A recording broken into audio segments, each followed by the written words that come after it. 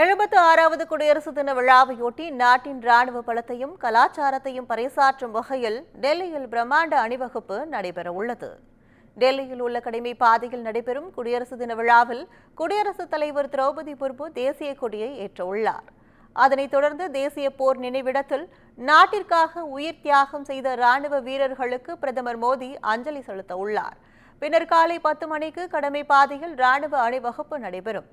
இதில் இந்திய ராணுவத்தின் பலத்தை பறைசாற்றும் வகையில் பிரம்மோஸ் ஏவுகணை, பினாகா மற்றும் ஆகாஷ் ராக்கெட் லாஞ்சர் மற்றும் வான் பாதுகாப்பு ஏவுகணை உள்ளிட்ட அதிநவீன ஆயுதங்கள் முதல் முறையாக இடம்பெற உள்ளது.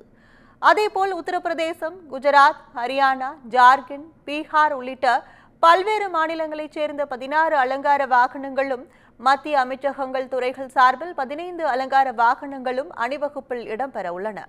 சுமார் 90 நிமிடங்கள் நடைபெறும் அணிவகுப்பின் இறுதியில் விமானப்படையின் 40 போர் விமானங்களும், கடற்படையின் 3 போர்னியர் விமானங்களும் வான் சாகச நிகழ்ச்சியை மேற்கொள்ள உள்ளது.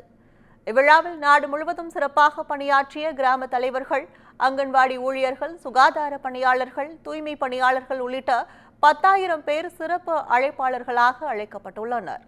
விழாவையொட்டி டெல்லி முழுவதும் 70,000 துணை ராணுவ வீரர்கள், 15,000 போலீசார் பாதுகாப்பு பணியில் ஈடுபட்டுள்ளனர்.